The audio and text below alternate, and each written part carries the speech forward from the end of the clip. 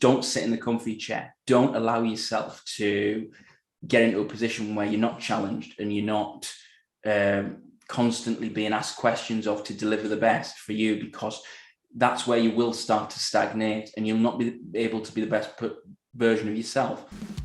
It's the Health in the Real World podcast. It's time to start the show with Chris Janke as your host. Here to give you everything that you need when it comes to fitness strategies. We keep it simple and easy. It's your roadmap to get healthy. You don't need equipment and you don't need a gym. Just the right strategies to get you fit and trim. The Health in the Real World podcast is sponsored by most exercises and workouts, whether they be running, biking, elliptical, rowing machine, traditional weightlifting, or even CrossFit, do not give you a balanced workout. And when you do workouts that neglect even one area, you're out of balance, resulting in pain and injury as well. Achieve your goals with the fitness program your chiropractor would love. Visit chrisjanke.com/pod to watch the free video. Hello and welcome to Health in the Real World. I'm Chris Janke and I'm joined today with Nathan Sherratt. Nathan is a soccer referee, or football for the rest of the world, non-United States. He supports referees with resilience and mental toughness training and all other performers as well to improve mental health. Nathan, thank you so much for joining me today. Thanks very much for having me, Chris. I'm delighted to be joining you. Absolutely. Well, this is great. I always need to make sure we acknowledge this because I think it's awesome. You're at 4 p.m. Are you in the UK, right? Yeah, and just I'm near over here. Newcastle, which I think a lot of people across the world tend to know. Nice, absolutely, yeah. And so it's kind of the end of your work day, at least, and I'm just starting mine. So it's amazing that we get to chat here and get to know each other a little bit and talk about your business and what you do. So on that segue, go ahead and introduce yourself a little bit deeper as far as what you do. Okay, so I'm managing director of a business that I set up around 3 years ago called The Third Team, and we work with referees across the world now. And I've got a number of clients in the United States, as I was telling you, Chris, before we started here, but also in Australia, New Zealand, across sort of Southeast Asia, Africa, and of course continental Europe as well. We have a lot of clients that I work with on both an individual and a group basis. And I work with a lot of the major national football associations across the world as well, but also my work extends to working with those in education, whether it be in secondary school or high school, as you would call it, in the United States, in universities, around their mental health and well-being, but mental toughness and resilience, dealing with a lot of the pressures and the challenges that things like examinations bring, peer pressure, that transition from being sort of an older teen to a young adult. And then, of course, I do a lot of work around mental health and resilience training as well, and helping, people who work in industry such as, law firms, accountancy firms, things like that, helping them deal with stress and pressure within their workplace and getting them to work a little bit smarter so that they can work more effectively in teams. And it's not all down to one individual or another who ends up being a sort of a workhorse that's flogged, if you like. Right. That makes a lot of sense. A lot of things came up for me as you were talking. One, I would imagine that your experience with sports probably sort of led you into this. Is that right? Is there a story behind that? There's a really good story behind that, Chris. Nice. I was refereeing a game probably about 6-7 months before I set up my business, where two players assaulted each other, just totally out of the blue. It was a game that it was very, very far apart in terms of scores. So the game was sort of fizzling out, if you like, because one team had dominated throughout, and it was towards the end of the game. And I'd been refereeing for probably 4 or 5 seasons at this stage, and I thought I'd seen quite a bit, and I was quite battle hardened to a lot of the pressures and stresses that we'll have as referees. But I saw one player assault another player, and all of a sudden I was having really intrusive thoughts and flashbacks. The the actual assault led to a criminal investigation, and I was helping the police to, work through it by obviously being the responsible person as the referee there and helping them. But obviously in the days that followed, I was having really intrusive thoughts and flashbacks, and I realized that my network in terms of refereeing wasn't one that was well enough established and well enough built up to actually kind of get that support that I needed at that time. And my fallbacks in terms of support were not there, just through sort of an incidental situation. It was not really anybody's fault, but it was one of those things. And so that's why I'm really, really passionate in the work that I do now about trying to point out to the referees, if that person's not available to support you at that given time, then there's another person, and there's another person, and another person. I'm trying to use as many people as possible, because in this country, we lose on average 10,000 referees a year, and we've only got just over 30,000 in this country, and the picture is very much one of the same. Obviously we make roughly back the same numbers, but when you lose an experienced people who got a lot of quality as referees, it's not a good situation. So a big part of the work I do with football associations is about retention and keeping referees and giving them that support, because I think there's so many really, really good football associations out there that can support referees on a technical level, such as applying the laws of the game. But actually, when it comes to looking after the individuals and giving them tools and strategies to manage situations when they're under pressure, I feel I'm a really good consultant to them to come and help those referees with those challenges.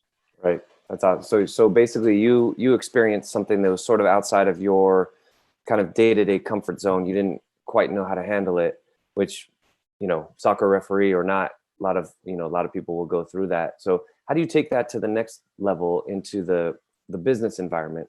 Mm-hmm. So you have, business people who are maybe getting burnt out, or maybe they're not, like you mentioned, they're not using the whole team. They're sort of taking everything on their own shoulders.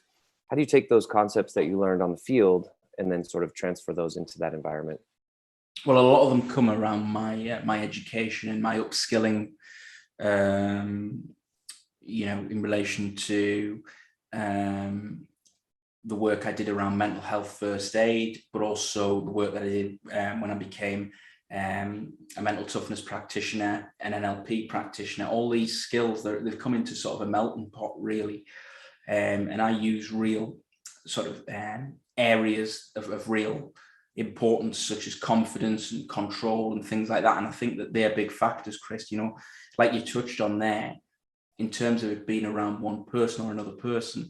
I think there's a lot of people who either don't want to share that because they take such a personal pride over the work that they do, that they feel that almost nobody else is good enough.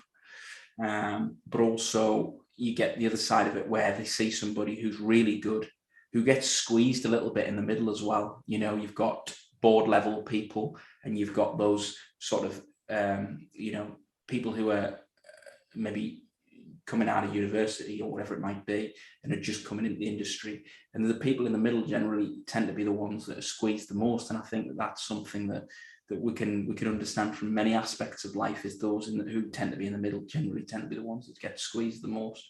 And so I think that it's about actually saying, well, if you've got, Tom, Barry and Richard, and Richard's on the verge of a heart attack, or he's on the edge of burnout, because it's not just about the mental effects, it's about the physical effects that it has on your body as well. Then you need to talk about how the other two, maybe one of the other two is really good with a certain aspect of finance, law, or whatever it might be. And another one might be particularly good with family side of law, or if you're talking about a law firm, something like that. It doesn't need to all be on one person. So it's about working with that. But also what I'm trying to do as well with these teams of people is actually trying to say, look, if you see a colleague here who is normally the life and soul of the party and almost coming right at it, and he's always there, and he lifts the morale and everything, and you notice he's either really pushing that, going to an extreme where he's being extremely extroverted, or he becomes extremely introverted, then that's when you need to be looking and talking using the time that you get maybe around the coffee machine or whatever it might be, just to say, hey, how are you doing? How's things going? How's your wife? How's your children? What did you do at the weekend? Because if you work with people for a long time, you generally tend to pick up little bits and pieces about them. You might think that they're like going running at the weekend. They're part of a running club or something like that. Have you had a race this weekend? Have you been somewhere and done a marathon or whatever? They might like fishing. Have you been somewhere fishing? Have you done this? Have you done that? Just asking those questions and knowing those things. And if they're a lot more withdrawn and they don't generally tend to talk about it, or they're almost so lively that you can see they're trying to mask something that's going on there.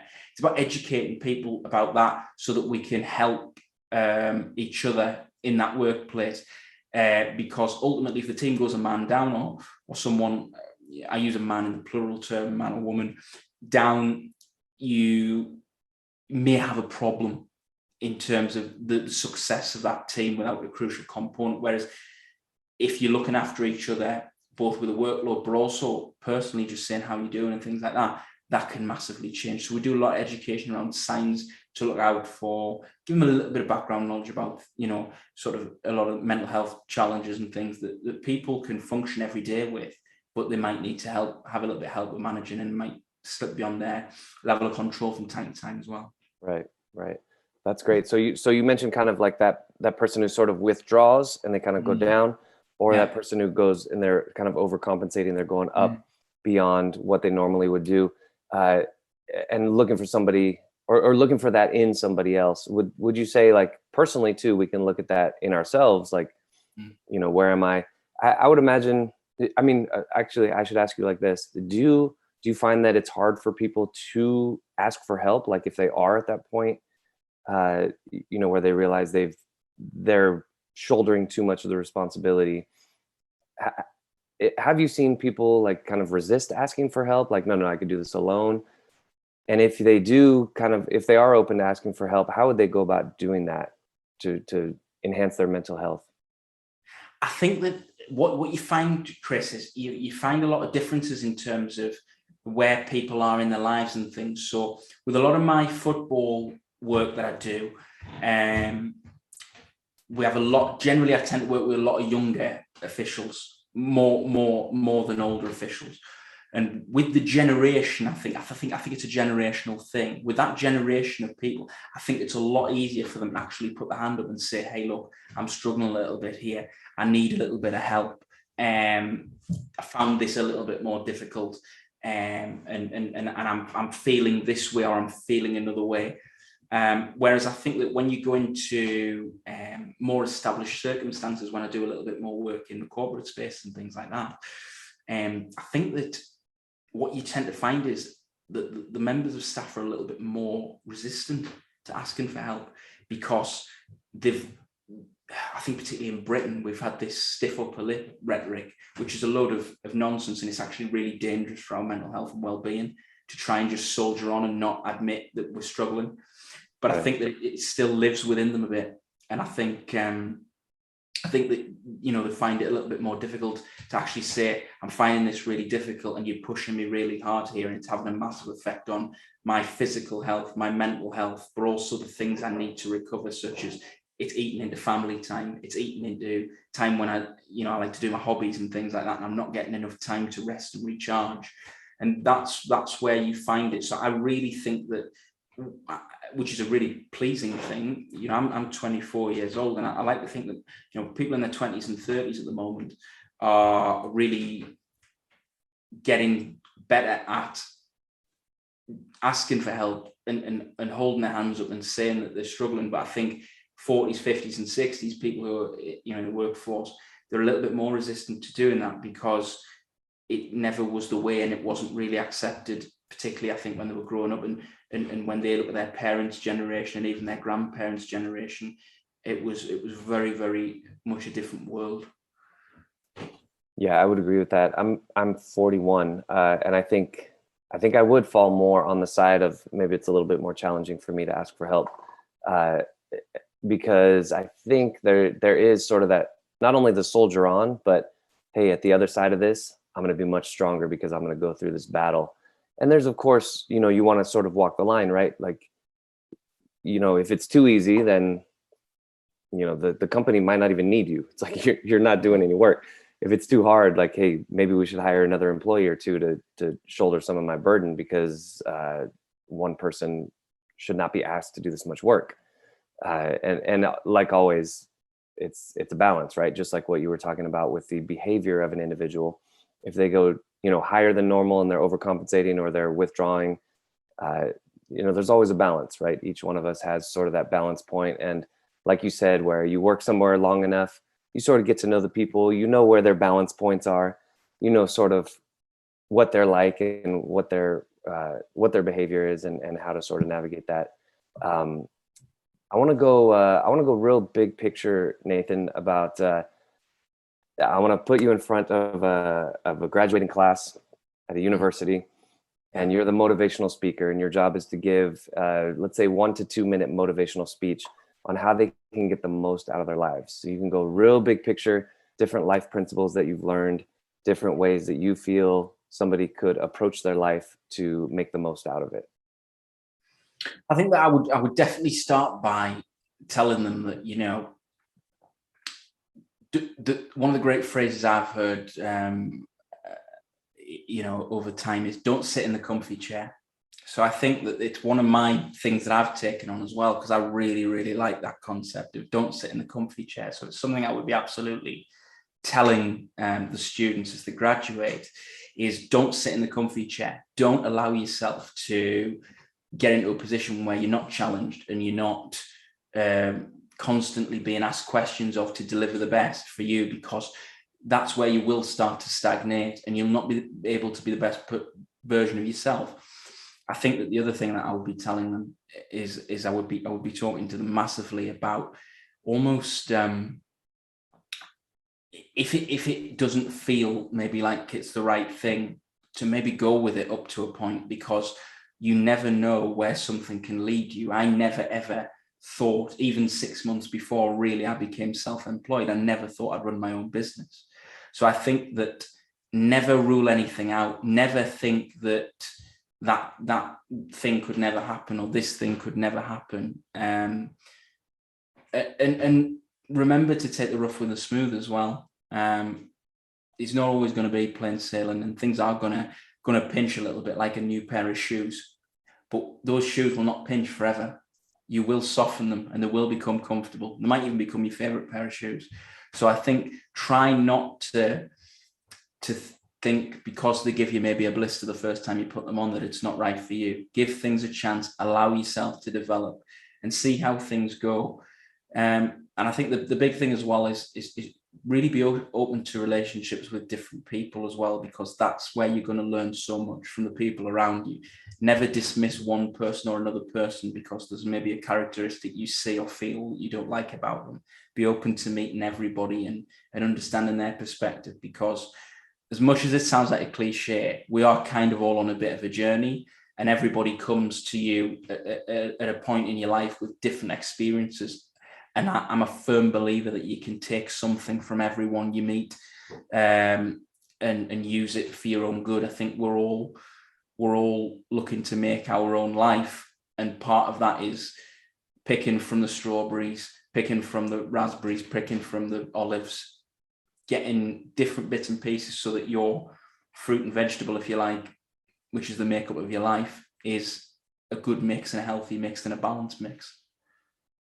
Nice. Well, if you're not getting up and giving speeches already, that was your first one. And I'm proud to say we did record it, so you can look back on it and check it out. A lot of wisdom in that. You're only 24 years old, you said? I'm 24, yeah, Chris. Definitely an old soul, a lot of wisdom. Keep doing what you're doing. How do people get in touch with you online? Website, social media, email addresses? Yeah, we're available at the thirdteam.co.uk. And I produce a weekly blog on there, which comes out every Friday. So it comes out 5 o'clock in the UK. So I think that would be 12 o'clock Eastern and 9 a.m. Pacific. Yep. 9 a.m. Yeah, 9 a.m. Yeah. 9 a.m. Pacific. Yeah. So that's every week. That's out on a Friday. And the idea of that is basically gives you something to read before you go and do your Saturday game. and give you something to take into your game. So we do that. You can sign up to that on the website. We're also on Twitter, Facebook, Instagram, and LinkedIn. We've got a great following, and we get some great interactions on there as well, where there's constant content coming out, tips and advice that we do. So it's Thursday today. There'll be tips and advice coming out today, and opportunities to sign up to our free download, which is about confidence, which it's a little taster program of some of the work that I do. And for those who are interested in working with me on a one-to-one level, obviously you can visit the website and also get in touch with me that way. And of course, really obviously would encourage people to engage with us on social media as well, because I love hearing from referees and working with referees all over the world. Nice. Well, again, Health in the Real World. I'm Chris Janke. This is Nathan Sherratt, supporting referees, but also all people, business people, regular folks too, with resilience and mental toughness. I think it's great what you're doing, helping people rise up to the challenge. So Nathan, I appreciate you joining me today. Thank you. Thanks, Chris. It's the Health in the Real World podcast. It's time to start the show with Chris Janke as your host. Here to give you everything that you need when it comes to fitness strategies. We keep it simple and easy. It's your roadmap to get healthy. You don't need equipment and you don't need a gym. Just the right strategies to get you fit and trim.